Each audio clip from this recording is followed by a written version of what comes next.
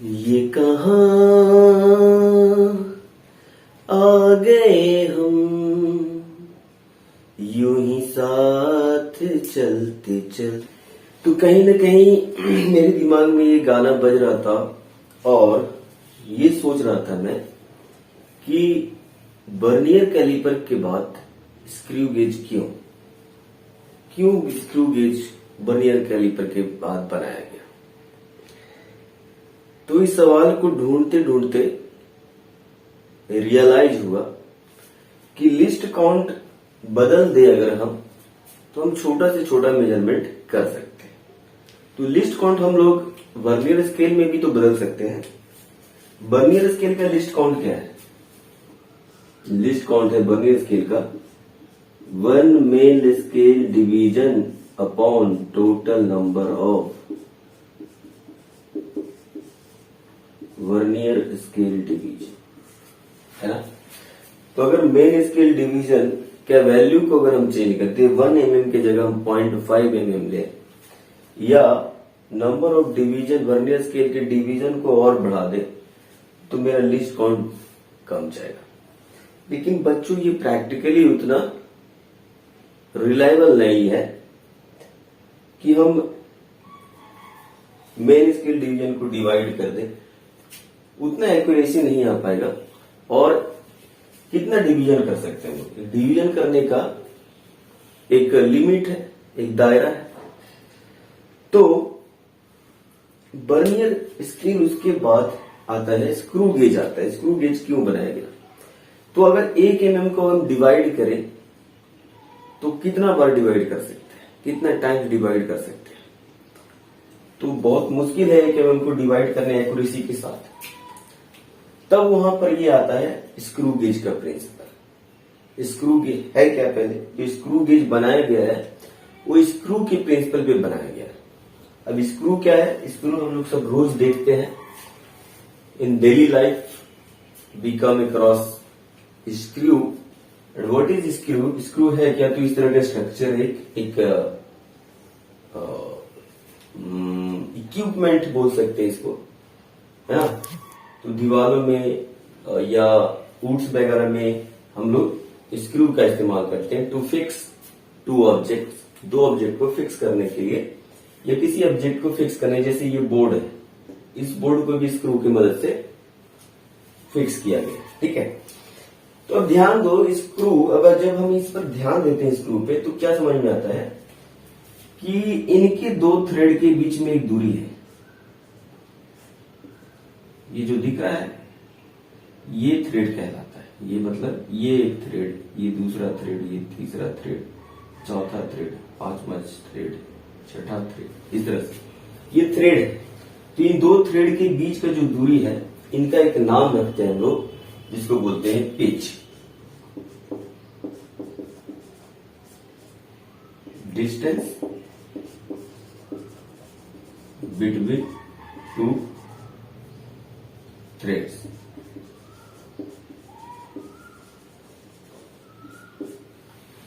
दो थ्रेड के बीच की दूरी को हम लोग पिच बोलते हैं। तो अगर थोड़ा ध्यान दें इस पे, तो जब हम इसको घुमाते हैं, है ना, दीवार में डाल करके टाइट करते हैं या हम खोलते हैं किसी चीज को, तो हम इसके हेड को घुमाते हैं। ये इसका हेड है। जब हेड को घुमाते हैं तो ये अंदर जाता है अगर क्लॉकवाइज घुमा रहे हैं, अगर एंटी क्लॉकवाइज घुमा रहे हैं तो ये बाहर निकल के आता है। लेकिन जब ये एक पूरा चक्कर लगा लेता है, यानी हेड को एक पूरा चक्कर घुमा देते हैं, एक फुल कंप्लीट रोटेशन, तो ये कितना आगे जाता है? तो ये दो थ्रेड के बीच का जो दूरी है, उतना ही ये क्या करता है? एडवांस करता है, आगे की तरफ जाता है ना। यानी एक पिच के बराबर जाता है। अगर हम इस स्क्रू को एक फुल कंप्लीट रोटेशन में घुमा दें, तो ये स्क्रू अंदर की तरफ एक पिच लेंथ के बराबर जाएगा, ठीक है। और जनरली एक पिच का जो लेंथ होता है वो 1 mm होता है, 1 mm। यानी कि अगर हम एक फुल रोटेशन में घुमा दें, कंप्लीट रोटेशन में इसको घुमा दें, या तो क्लॉकवाइज या एंटी क्लॉकवाइज घुमाएंगे तो ये अंदर जाएगा अलोंग एक्सिस, ये इसका एक्सिस है, और एंटी क्लॉकवाइज घुमाए तो अलोंग एक्सिस पीछे आएगा, है ना। तो इसी प्रिंसिपल का इस्तेमाल करके कहीं ना कहीं इसको बनाया गया है। अगर इसकी कंस्ट्रक्शन पर ध्यान दें तो किस प्रिंसिपल पे बनाया है, कैसे मेजरमेंट ले रहे हैं। तो हम लोग मेजरमेंट का जो आधार है, जो प्रिंसिपल है, इस स्क्रू गेज का बनाने का जो प्रिंसिपल है वो स्क्रू है, इसलिए इसका नाम रखा गया स्क्रू गेज। ठीक है। अब यहां पर हम लोग डेसिमल के बाद 2 डिजिट तक करेक्टली मेजरमेंट कर सकते हैं। डेसिमल के 2 डिजिट तक हम लोग आसानी से करेक्टली मेजरमेंट किया जा सकता है। ठीक है। तो यहां से एक बात पता चल के आता है, ये समझ में आता है कि स्क्रू को जब हम घुमाते हैं तो वो अंदर की तरफ, ये बाहर की तरफ आता है। अगर एक फुल रोटेशन में घुमाते हैं तो एक पिच के बराबर ये अंदर या बाहर आएगा। ठीक है। इसी प्रिंसिपल के आधार पर इसको बनाया गया। अब यहां पर क्या किया गया कि एक फ्रेम, अगर इसके कंस्ट्रक्शन पर ध्यान दे तो एक यू फ्रेम है, यू शेप का एक फ्रेम है। एक एंड पर इसका स्टड है और दूसरे एंड पर एक नट है और इस नट से एक स्क्रू पास कर रहा है और इस स्क्रू और इस नट में भी थ्रेड है और इसके बाद एक सिलेंड्रिकल एक स्लीव है। इस स्लीव में भी क्या है, थ्रेडेड है ये। तो ये पूरा स्क्रू इस थ्रेडेड पोर्शन से बाहर निकल के आता है। ठीक है। और उसके ऊपर एक हॉलो सिलेंड्रिकल सर्कुलर स्केल बनाया गया है। ये वाला जो पोर्शन है इसका टेपर्ड है और चूंकि ये टेपर्ड है तो कुछ ऐसा दिखेगा इस शेप में। ये तो सामने का व्यू है, ये फ्रंट व्यू है। लेकिन अगर हम इधर से देखेंगे तो ये एक सर्कुलर, इसका क्रॉस सेक्शन कैसा होगा, सर्कुलर होगा, है ना, सर्कुलर क्रॉस सेक्शन होगा। अब इस टेपर्ड पोर्शन पे इसको क्या करते हैं हम लोग, डिवाइड कर देते हैं। उस पूरे एरिया को, इस पूरे सरफेस को हम लोग डिवाइड करते हैं। जनरली 100 डिवीजन में हम इसको डिवाइड कर देते हैं। ठीक है। अब समझो कि 1 mm को हम कैसे डिवाइड कर रहे हैं। जब हम इसको एक बार ये मेरा स्क्रू हो गया, ये मेरा स्लीव है, स्लीव के ऊपर एक ये क्या है, सर्कुलर स्केल है और ये सर्कुलर स्केल अटैच है इस स्क्रू से और ये स्क्रू बाहर निकल के आता है। ये हमारा रैचेट है। ठीक है। ये रैचेट है। रैचेट और स्क्रू के बीच में एक स्प्रिंग है और रैचेट जो है स्प्रिंग की मदद से इसे कनेक्ट रहता है। तो जब हम रैचेट को घुमाते हैं तो स्क्रू भी घूमता है, लेकिन ये वाला जो, हाँ, और ये जो हॉलो सिलेंडर है, सर्कुलर स्केल, ये किसके साथ अटैच है, तो ये स्क्रू के साथ अटैच है। तो जब हम इसको घुमाते हैं तो ये घुमाएंगे तो ये क्या होगा, घूमेगा और स्क्रू अंदर की तरफ जाएगा, साथ ही साथ ये भी घूमेगा, है ना, ये भी घूमेगा। जब एक फुल रोटेशन में हम इसको घुमा देते हैं, पूरा कंप्लीट रोटेशन में घुमाते हैं, तो स्क्रू एक पिच के बराबर बाहर की तरफ निकल जाता है। एक पिच लेंथ के बराबर बाहर की तरफ जाता है। वहीं यहां पर जब एक फुल रोटेशन होता है तो ये पूरा एक चक्कर ये भी घूम लेता है ना। तो यहां पर एक चक्कर जब घूमेगा तो मान लीजिए 0 से एक चक्कर जब घूमेगा तो फिर से ये 0 यहीं पे आ जाएगा, इस बेस लाइन से मैच कर जाएगा, मतलब एक फुल रोटेशन हो चुका है। और एक फुल रोटेशन में कितना डिवीजन है, 100 डिवीजन। एक फुल रोटेशन में कितना डिवीजन है, 100 डिवीजन। यानी कह सकते हैं कि जब 100 डिवीजन हम घूम जाते हैं इस पर, तो मेरा स्क्रू एक पिच लेंथ के बराबर आगे जाता है। और एक पिच लेंथ का कुछ मेजरमेंट जनरली हम लोग 1 mm रखते हैं, 1 mm होता है। ठीक है। तो एक डिवीजन का वैल्यू क्या हो गया, 1 mm अपॉन 100, जो किसके बराबर 0.01 mm। यही इसका लिस्ट काउंट है, इस वर्नियर इस स्क्रू गेज का लिस्ट काउंट है ये।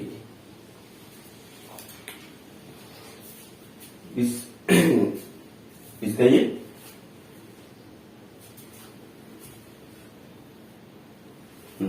तो इसका ये लिस्ट काउंट है। ठीक है।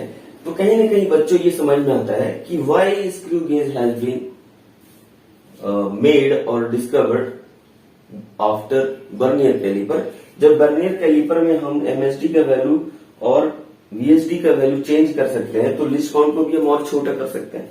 तो 2 डेसिमल तक हम यहां भी लेके आ सकते हैं मेजरमेंट, लेकिन इसमें एक्यूरेसी नहीं होगा। 1 mm को हम क्या करेंगे, 1 mm को यहाँ डिवाइड करेंगे, यहाँ पे 1 mm को डिवाइड करेंगे। 1 mm बहुत छोटा लेंथ होता है, 1 mm बहुत छोटा लेंथ, और उसको भी डिवाइड करना काफी मुश्किल होगा।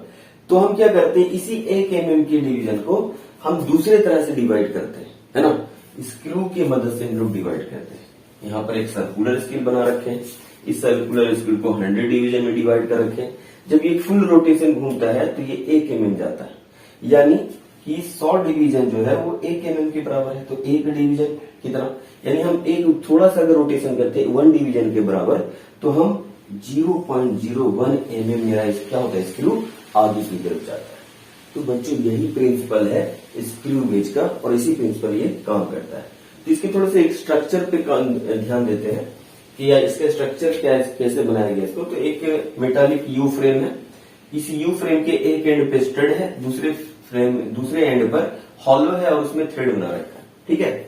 और इसको एक स्लीव से जोड़ रखा है। ये स्लीव और ये दोनों कनेक्टेड है, फिक्स है, ये आपस में फिक्स है, ठीक है। इसके अंदर भी थ्रेड है। अब इस सिलेंड्रिकल स्लीव पर हमने एक बीच में एक बेस लाइन, ये जो लाइन खींच रखा है इसको बोलते हैं बेस लाइन, और इस बेस लाइन पे हमने ग्रेजुएशन कर रखा है, कैलिब्रेशन कर रखा है, जिसको हम बोल रहे हैं मेन स्केल, ठीक है। अब इस स्क्रू के दूसरे एंड पर एक हॉलो सिलेंडर हेड है, जिसको हम लोग थिम्बल भी बोलते हैं, ठीक है। ये इसके साथ फिक्स है, और इससे अटैच है ये मेरा रैचेट और स्क्रू आपस में स्प्रिंग के मदद से एक दूसरे से कनेक्टेड है। अगर इसको घुमाना है तो रैचेट को घुमाना पड़ेगा, है ना। रैचेट घूमेगा तो मेरा क्या होगा, स्क्रू भी घूमेगा, और स्क्रू के साथ ये फिक्स है। तो जब ये रैचेट के साथ ये घूमेगा, स्क्रू घूमेगा, तो ये भी घूमेगा, है ना। तो रोटेशनल पार्ट मेरा क्या है, screw plus cylinder head plus ratchet. तो भाई मेरा फिक्स पार्ट क्या है, तो ये नट है मेरा, और ये मेरा स्लीव, ठीक है। तो ये मेरा फिक्स पार्ट हो गया, ये मेरा फिक्स पार्ट, ये और ये मेरा मूवेबल पार्ट है, ये रोटेटिंग पार्ट है। तो जब हम इसको घुमाते हैं तो ये भी घूमता है और स्क्रू आगे की तरफ जाता है। वहीं ये दोनों फिक्स है, ये थ्रेडेड है, दोनों आपस में जुड़े हुए हैं, थ्रेडेड है, तो इसके अंदर से ये घूमता है, ठीक है। और यहाँ पर एक स्टड बना रखे हैं। अगर किसी ऑब्जेक्ट को मेजर करना है तो हम क्या करते हैं कि स्टड और इस स्क्रू के फ्लैट पोर्शन में इसको हम फिक्स कर देते हैं। मान लीजिए इस ऑब्जेक्ट को हमको मेजर करना है, हम इसको यहाँ पर फिक्स कर लिए, ठीक है। अब जो भी मेजरमेंट होगा इन दोनों की मदद से हम लोग मेजरमेंट करेंगे। तो बच्चों पता चल गया इसका प्रिंसिपल क्या है, तो प्रिंसिपल ऑफ स्क्रू ये किस प्रिंसिपल पे काम करता है, it works on the principle of screw. ये स्क्रू के प्रिंसिपल पे काम करता है, इसका कंस्ट्रक्शन है। तो हम कंस्ट्रक्शन में डिस्क्रिप्शन में कंस्ट्रक्शन लिख सकते हैं कि ये यू फ्रेम से का स्क्रू गेज होता है, जिसमें एक थ्रेड क्या होता है, अपना स्क्रू होता है, एक एंड पे स्टड होता है, दूसरे एंड में नट होता है जो कि थ्रेडेड होता है, उससे एक स्लीव सिलेंडर स्लीव जुड़ा होता है जिसमें भी थ्रेड होता है, और इससे होकर के एक स्क्रू पास करता है। स्क्रू पर एक cylindrical hollow cylindrical head fix है, और इसके दूसरे एंड पर रैचेट जो इससे जुड़ा हुआ स्प्रिंग है। That is the construction part. ये ओवर हो जाता है, उसके बाद हम लिखेंगे कि किस प्रिंसिपल पर काम करता है। तो ये स्क्रू के प्रिंसिपल पे काम करता है। स्क्रू का प्रिंसिपल क्या है, तो स्क्रू का प्रिंसिपल यही है। प्रिंसिपल ऑफ स्क्रू क्या है कि when screw is rotated one full complete rotation the screw will advance at minimum distance between two threads, distance between two thread that is called pitch. तो ये pitch के बराबर के डिस्टेंस के बराबर ये एक फुल रोटेशन में आगे की तरफ एडवांस करता है, मतलब जाता है। अगर इसका जनरली हम लोग जो दो थ्रेड के बीच का जो दूरी है, यानी एक पिच का जो लेंथ है वो जनरली 1 mm रखते हैं, ठीक है। यहाँ 1 mm को हम लोग 100 बार डिवाइड कर रहे हैं, और सर्कुलर स्केल पर हमने 100 डिवीजन कर रखा है, यानी 1 mm को हम 100 बार डिवाइड कर रहे हैं। तो हमारा लिस्ट काउंट क्या हो जाएगा, 0.01 mm। ये मेरा लिस्ट काउंट हो गया। तो लिस्ट काउंट अगर पूछेगा कि बताओ general formula list count of screw gauge, list count of screw gauge, तो हम बोलेंगे ये किसके बराबर होगा, तो पिच लेंथ या पिच बटा total number of circular scale division, ये मेरा हो जाएगा लिस्ट काउंट ऑफ स्क्रू। ठीक है, ये लिस्ट काउंट ऑफ स्क्रू हो गया। तो लिस्ट काउंट पता चल गया हमको, स्क्रू के प्रिंसिपल पे काम करता है ये, और ये मेरा पूरा कंस्ट्रक्शन है, स्ट्रक्चर है। ठीक है, अब बात करते हैं कि इस पर मेजरमेंट कैसे लेते हैं, है ना। जैसे ये वाला ब्लॉक यहाँ पर फिक्स कर रखे हैं, ठीक है। अब बोला जाए कि चलो इसका लेंथ बताओ, तो ये जो रीडिंग होगा ये दो रीडिंग से बना हुआ है, मेन स्केल रीडिंग और सर्कुलर स्केल रीडिंग। ठीक है, इसको मिटाते हैं, आप इसको पॉज करके इसमें इंपॉर्टेंट पॉइंट्स जो भी मैंने ड्रॉ कर रखा है उसको आप ड्रॉ कर सकते हैं। ठीक है, इसको मिलाते हैं।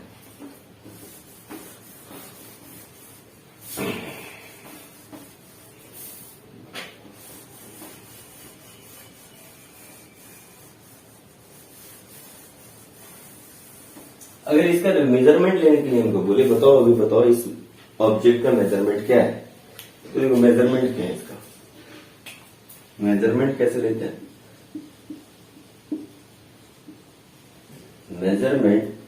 एक मेजरमेंट हमको मेन स्केल से मिलेगा, तो मेन स्केल का रीडिंग चाहिए होगा हमको, मेन स्केल रीडिंग जो कि हमको मेन स्केल पे मिलेगा, प्लस अब क्या होगा कि ये जो लेंथ होगा एग्जैक्टली कोई इंटीग्रल मल्टीपल ऑफ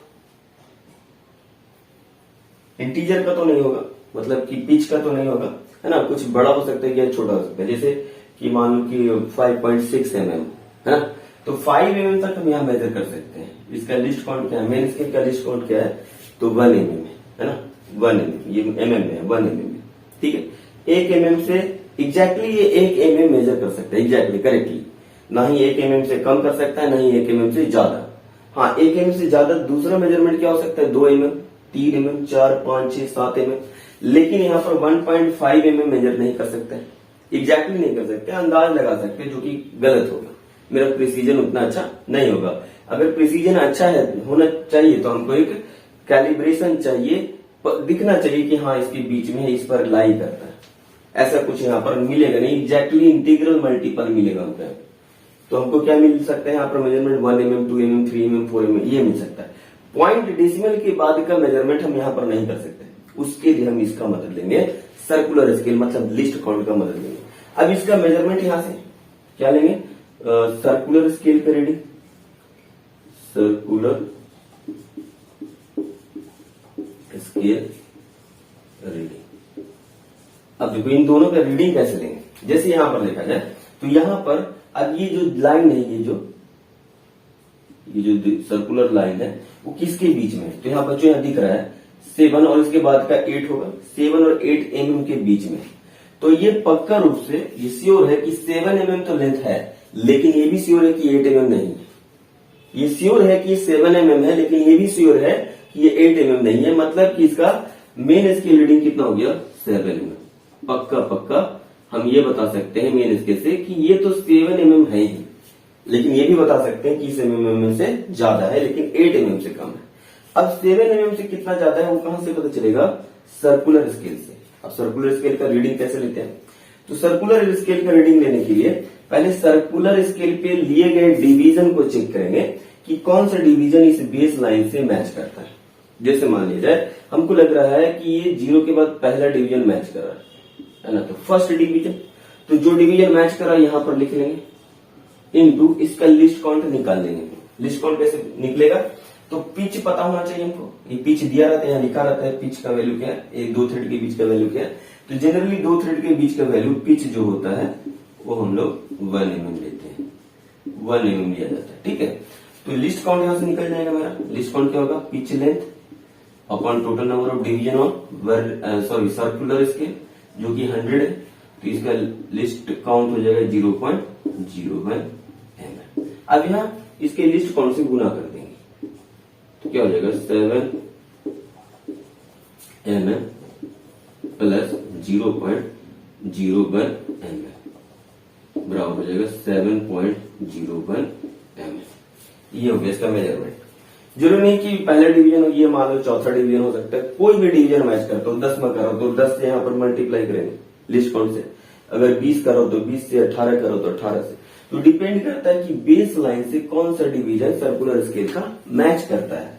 जो डिवीजन मैच करता है वही डिवीजन लिखेंगे और यहाँ से लिस्ट काउंट निकालेंगे, pitch length upon total number of circular division, और हम यहाँ पर इसके लिस्ट काउंट से गुना करेंगे, दोनों को जोड़ देंगे तो मेरा क्या हो जाएगा, मेरा रीडिंग आ जाएगा, है ना। तो इस तरह से हम रीडिंग देते हैं। ठीक है, लिस्ट काउंट निकालते कैसे है, तो पिच लेंथ बटा total number of circular division, हमको पिच पता चल जाएगा। ठीक है, तो ये हमारा स्क्रू गेज में रीडिंग लेने का तरीका है। ठीक है, अब इसमें जीरो एरर भी होता है।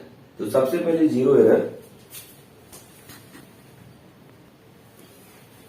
अब बच्चों हम लोग जीरो एरर की बात करेंगे, है ना। तो कहीं ना कहीं कोई भी गेज हो, कोई भी स्केल हो, समय के साथ टीयर या बियर के कारण, है ना, टीयर या बियर बार बार यूज करने के कारण इसके मूविंग पार्ट्स में कुछ क्या होता है, मेटल कुछ रिमूव हो जाता है, निकल जाता है, बार बार यूज करते करते घिस जाता है, उसके कारण इसमें कुछ एरर आ जाता है। तो उस एरर को पता करने के लिए हम लोग जीरो कैलिब्रेशन का मदद लेते हैं। अभी जीरो एरर कैसे, हम लोग एरर कैसे मेजर करके, एरर कैसे पता करते हैं ये समझते हैं। तो अगर मान लीजिए जाए कि जब हम इसका एरर चेक करना चाहते हैं तो हमको क्या करना है कि हमको जस्ट इसको बंद कर देना है, इसको घुमाते घुमाते इस फ्लैट एंड को बी को ए के पास लेके आना है और टच कर देना है, यानी इसको बंद कर देना है। और एक बार बंद हो जाएगा तो फिर फर्दर अगर हम इसको घुमाएंगे तो ये आगे जाएगा नहीं, क्योंकि इससे क्या हो गया, जाके टच हो गया और ये इसको आगे जाने देगा नहीं, ए स्टड है तो बंद हो गया। तो हमको सिंपली क्या करना है कि स्क्रू गेज को बंद कर देना है, मतलब इसके दोनों फ्लैट एंड को एक साथ लेके आना है। ठीक है, अब फिर उसके बाद देखना है कि इसका जीरो क्या बेस लाइन से मैच करता है। अगर इसका जीरो बेस लाइन से मैच कर गया तो बोलेंगे कि स्क्रू गेज में कोई एरर नहीं है, it is free from zero error. अगर मैच नहीं किया तो इसमें जीरो एरर है ना। अगर मैच नहीं किया तो क्या हो गया, इसमें जीरो एरर है। तो जीरो एरर, दो तरह के जीरो एरर हम लोग पढ़ते हैं, कौन सा, एक पॉजिटिव जीरो एरर और एक नेगेटिव जीरो एरर। अगर बात करें पॉजिटिव जीरो एरर की, तो पॉजिटिव जीरो एरर कब कहेंगे, तो मान लिया हम इसको बंद किया, बंद करने के बाद जीरो मैच नहीं किया, बल्कि जीरो क्या रहा, इस बेस लाइन के नीचे आ गया। अगर जीरो इस बेस लाइन के नीचे आ जाए, इस बेस लाइन के नीचे आ गया, जैसे यहां पर दिख रहा है कि जीरो बेस लाइन के नीचे है, तो जीरो यहां भी हो सकता था, है ना, जरूरी नहीं कि इसके बाद ही हो, तो यहां इसके नीचे कहीं भी हो, तो हम बोलेंगे कि इसमें क्या है, जीरो एरर है ना। और जीरो एरर कौन सा जीरो एरर है, तो पॉजिटिव जीरो एरर। कौन सा, positive zero error, positive zero error कब, जब जीरो बेस लाइन के नीचे लाई करता हो, when zero of circular scale lies below of base line, base line के नीचे। अब कितना zero error, positive zero error कितना है, तो पॉजिटिव जीरो एरर कैलकुलेट करने के लिए, पॉजिटिव जीरो एरर कैलकुलेट करने के लिए क्या करना पड़ेगा, तो हमको ये देखना पड़ेगा कि कौन सा डिवीजन मैच कर रहा है ना, इसका कौन सा डिवीजन मैच कर रहा है। जो डिवीजन मैच कर रहा है, मान लो P1 division Pth division match किया, इनटू लिस्ट काउंट से गुना कर देंगे, हमको क्या मिल जाएगा, हमको पॉजिटिव जीरो एरर मिल जाएगा, है ना। तो देखना है कि कौन सा डिवीजन मैच कर रहा है बेस लाइन से। मान लो 5वां कर रहा है तो 5 हो जाएगा, 5वां डिवीजन, यानी ये 5 यहाँ पे आ गया, तो 5वां डिवीजन मैच कर रहा है। ठीक है, तो 5वां डिवीजन, ठीक है, 5वां division into least count, least count इसका कितना निकलेगा, 0.01 mm, 0.05 mm। इसका पॉजिटिव जीरो एरर कितना हो जाएगा, 0.05। अगर ये 4 डिवीजन मैच करता तो 4 इंटू 0.01, ठीक है। तो इतना पॉजिटिव एरर कहने का मतलब क्या है, इतना ज्यादा मेजरमेंट कर रहा है ना, कितना यहाँ पर इस सवाल इस क्वेश्चन के अनुसार 0.05 mm ज्यादा मेजरमेंट कर रहा है। तो हम क्या करेंगे, जो भी ऑब्जर्व रीडिंग आएगा करेक्शन में करेक्शन अब कैसे करेंगे, तो ऑब्जर्व रीडिंग में माइनस कर देंगे पॉजिटिव 0 एरर, मेरा क्या हो जाएगा, करेक्ट रीडिंग आ जाएगा, ठीक है। अब नेगेटिव 0 एरर की बात करते हैं।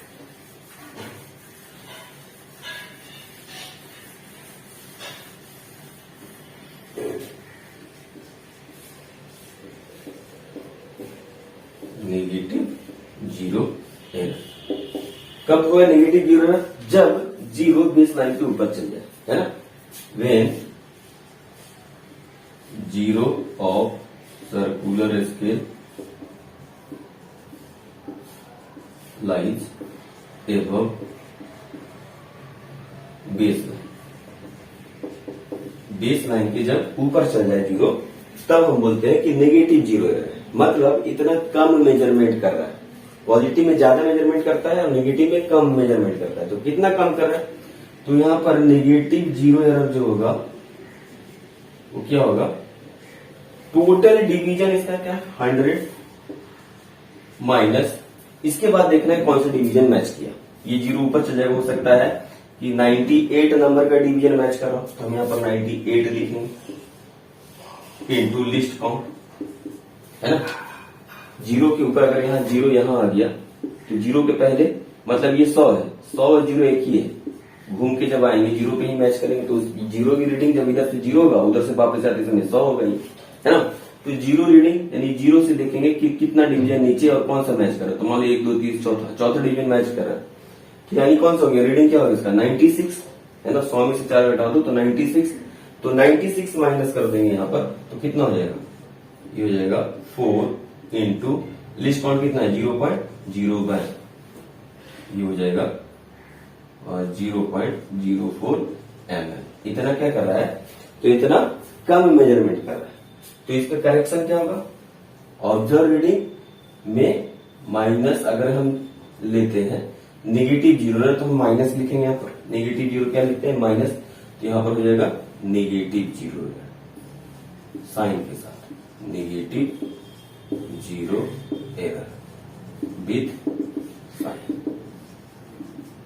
तो यहाँ माइनस इसका और माइनस में प्लस हो जाएगा। तो ऑब्जर्व रीडिंग में इतना वैल्यू अगर हम जोड़ देते हैं, इतना वैल्यू जोड़ देते हैं तो हमको करेक्ट रीडिंग मिल जाएगा। तो बच्चे इस तरह से हम लोग 0 एरर देख लिए, रीडिंग कैसे लेते हैं ये देख लिए, किस प्रिंसिपल पे काम करता है ये देख लिए, ठीक है। तो अब इसमें कुछ सवाल लगाएंगे हम लोग।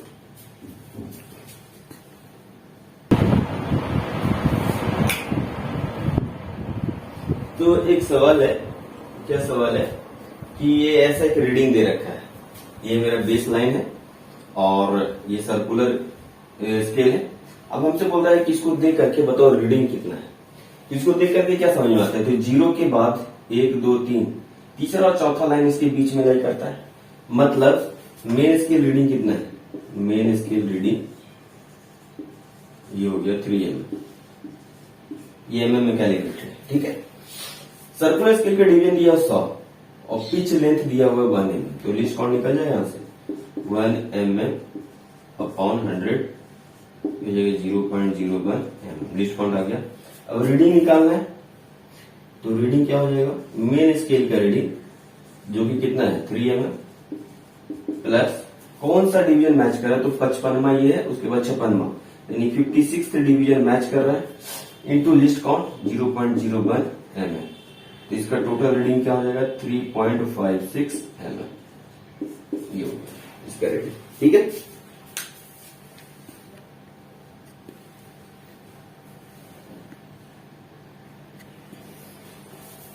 एक और क्वेश्चन है, क्वेश्चन क्या है कि स्क्रू गेज का लिस्ट काउंट 0.01 mm है, मेन स्केल रीडिंग कितना है 1 mm, सर्कुलर स्केल डिवीजन जो बेस लाइन से मैच कर रहे हो 27th है, तो डायमीटर वायर का निकालना होता है। तो डायमीटर ऑफ वायर क्या होगा, diameter of wire main scale reading मतलब 1 mm प्लस इसका कौन सा डिवीजन मैच कर रहा है सर्कुलर स्केल का, तो 27 बेस लाइन के साथ इंटू लीस्ट काउंट 0.01 mm, तो कितना हो जाएगा 1.27 mm इसका डायमीटर हो जाएगा। ठीक है, अगर बोलता है कि इसमें zero error, positive zero error 0.05 centimetre है, तो करेक्ट डायमीटर बताओ।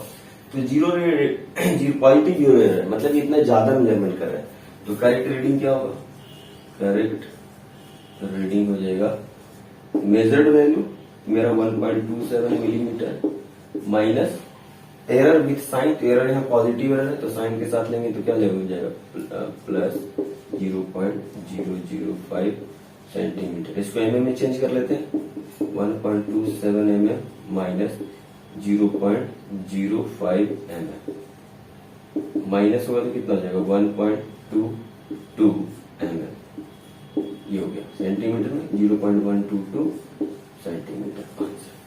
तो ये हो गया हमारा एरर के साथ मेजरमेंट। ठीक है, अगर यहाँ नेगेटिव एरर रहता तो इतना हम यहाँ पर क्या करते हैं, माइनस लेते हैं, माइनस माइनस क्या हो जाता, प्लस हो जाता, तो जुड़ जाता, तो इतना कम मेजरमेंट हो रहा था। नेगेटिव मतलब कम मेजरमेंट, पॉजिटिव मतलब ज्यादा मेजरमेंट, तो नेगेटिव मेजरमेंट होता तो इतना जोड़ना पड़ता, ये पॉजिटिव एरर है तो इसलिए इसमें क्या कर रहे हैं, घटा रहे हैं, है ना। तो इस तरह से बच्चों स्क्रू गेज का ये थ्योरी और प्रॉब्लम समाप्त होता है। तो मिलते हैं हम लोग नेक्स्ट वीडियो में, तब तक के लिए पढ़ाई करते रहिए। All the very best.